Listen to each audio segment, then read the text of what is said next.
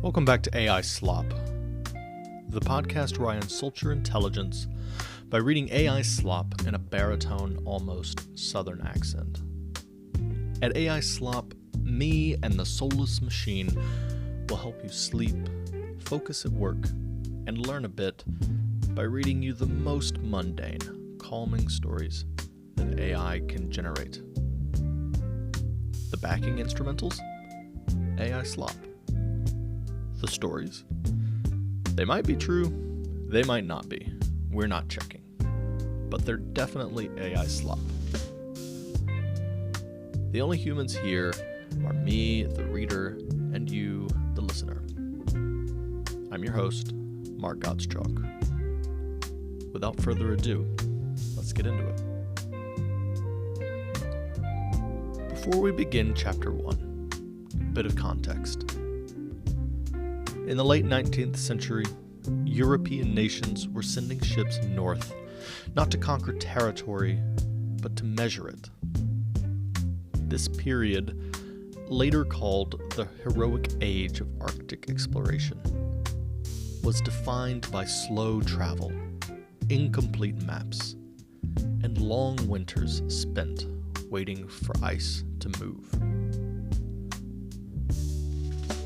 This story takes place between 1893 and 1896 and follows a Norwegian ship that entered the ice on purpose and waited. Chapter 1. Fridtjof Nansen and a Theory. In 1890, Norwegian scientist and explorer Fridtjof Nansen began publicly arguing that the Arctic Ocean was not static. His evidence came from wreckage. In 1881, the American ship USS Jeannette was crushed by ice north of Siberia. 3 years later, pieces of its hull were found on the coast of Greenland, nearly 3,000 kilometers away. Nansen believed the ice itself drifted across the polar basin. If a ship were built to survive pressure instead of resisting it, Nansen argued, the ice might carry it. Naval architects doubted this, so Nansen commissioned such a ship. The ship was named Fram. Launched in October 1892, its hull was rounded, layered with oak and green heart timber, designed to rise when squeezed. The goal was not speed, it was endurance. Chapter 2. Entering the pack ice. On September 24, 1893, the Fram was deliberately frozen into the Arctic pack ice near the New Siberian Islands. Its engines were shut down. The crew numbered 13 men, including scientists, sailors, and engineers. They expected to remain in the ice for several years. By October, the sun disappeared. Temperatures dropped below minus 40 degrees Celsius. The ice pressed inward.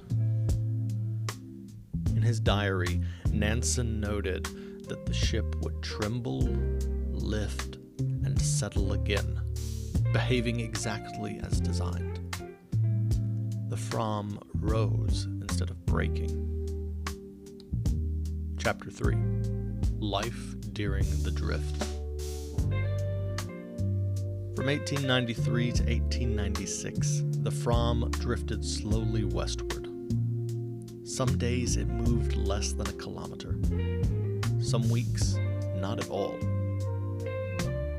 Pressure ridges formed around the hull, ice piling upwards in slabs, taller than the ship itself. Scientific work continued. Meteorological readings were taken 3 times a day. Magnetic measurements were logged. Latitude and longitude were recorded whenever the sky allowed. Otto Sverdrup, the ship's captain, later wrote that, quote, "The sameness of the days became our strongest defense,"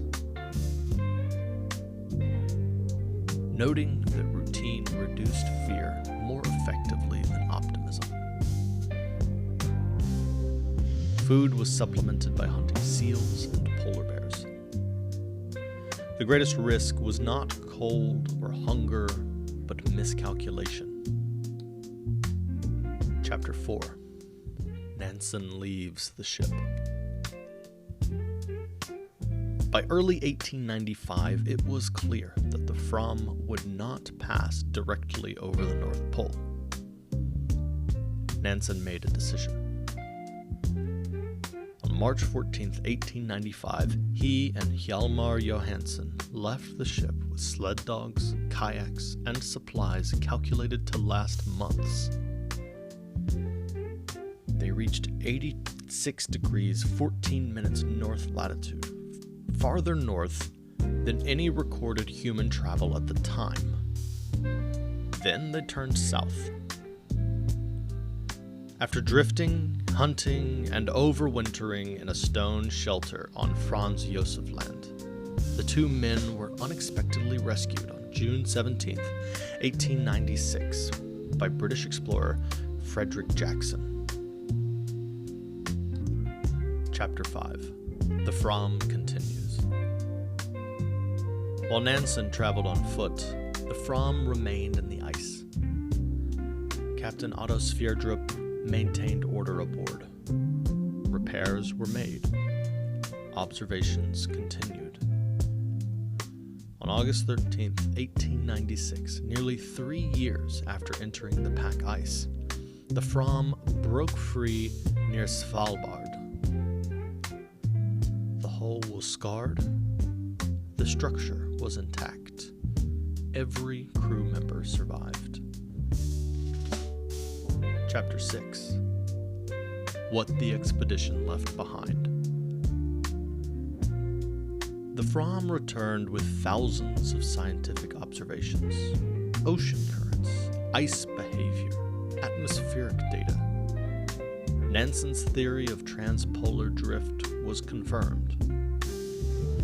Later expeditions would rely on what was learned during those 3 years, not through force, but through preparation. The survival of the Fram expedition did not depend on speed or strength. It depended on design, on record keeping, on decisions made long before the ice closed in. History often remembers the moment of arrival. This story is about what happened while waiting. Thank you for listening to AI Slop. Until next time, trust what you've built.